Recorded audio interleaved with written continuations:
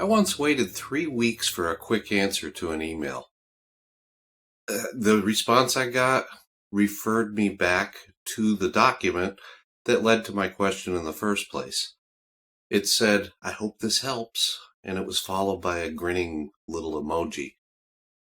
When you ask a simple question and get a circular reference in response that points you right back to the very document that sparked the question in the first place, you're not getting clarity. Instead, you get a merry-go-round of, "let's circle back."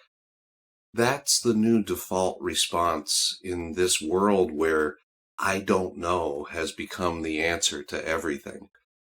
We've moved away from a time when questions generally led to some kind of answer to this new landscape where "I'm not sure" or "let me check in."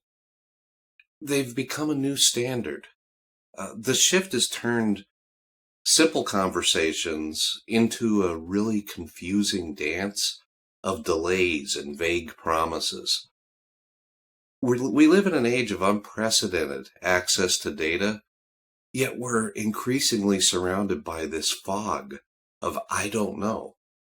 It's a fundamental shift in how we're handling truth. "Let me circle back" is really just corporate speak for "I'm currently hiding behind a committee, so you can't blame me if anything goes wrong." Because being wrong alone is really risky, but being wrong as part of a group is called collaborative learning. By spreading responsibility across a group or a process, mistakes get turned into a collective shrug. The result is a culture that prefers vetting over accuracy, and it turns uncertainty and opacity into some kind of badge of honor. In this age of endless liability and litigation, the safest move is often to just hand off blame. "Let me check with the committee." It's just a polite way of saying, if we mess up, no one's name's going to be up on the whiteboard. But it's really not just about people avoiding blame. People are also rebranding their lack of answers as some kind of virtue. Admitting you don't know is great. It's an essential step in the learning process. Saying "I don't know" can be an admirable act of transparency, right up until that transparency is actually getting used as a way of saying "I didn't bother and I don't plan to bother." It's like calling ignorance transparency is like calling a car crash a spontaneous disassembly of metal. It sounds professional, but the wreckage is still there. The more we point out our blind spots, the more we lose the motivation to actually fill them.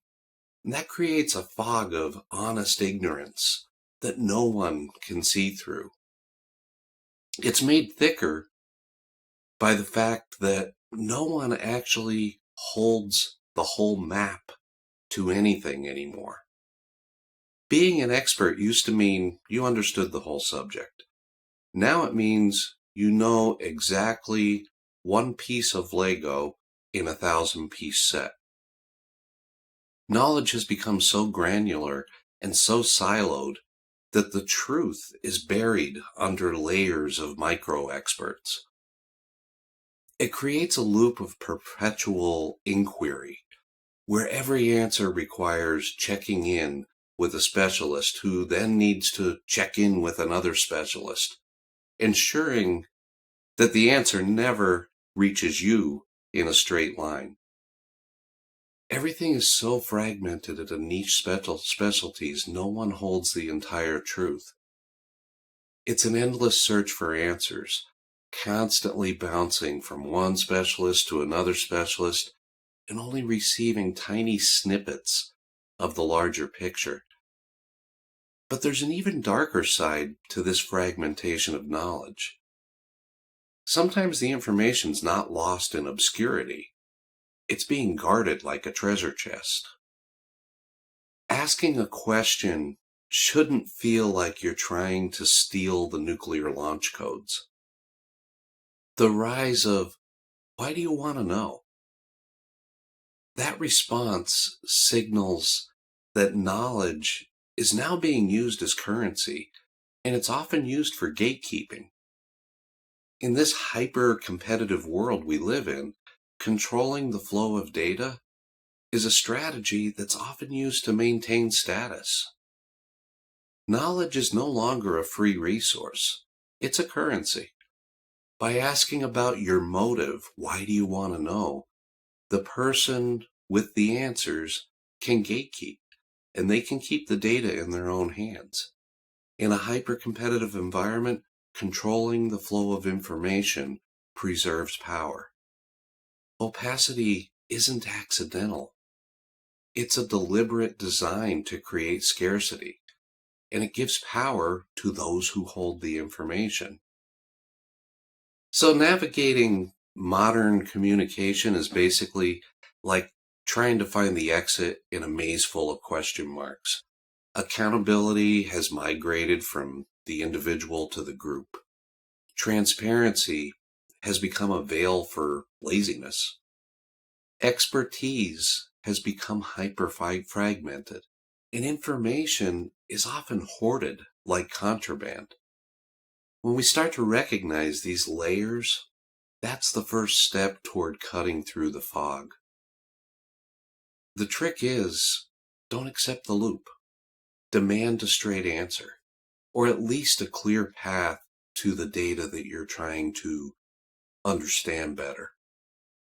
I don't know has become the Swiss Army knife for avoidance, for branding, for fragmentation, and for power plays. The phrase that once meant a humble admission of ignorance, I don't know, now serves as a shield, a marketing slogan, a gatekeeping tool, and a power grab. Our desire to find truth hasn't disappeared. Only the way we get it has disappeared. When an answer feels fuzzy, we need to ask why that fuzz is there. We may still not get a straight answer, but at least we can start to challenge the emerging I don't know status quo. If you've ever felt trapped in a never-ending I'll get back to you loop, drop a comment below. And also hit the like button if you enjoyed the video, the subscribe button if you want to look at more deep dives into mind, meaning, and society, and swing by quietfrontier.com if you'd like to look at some longer reads.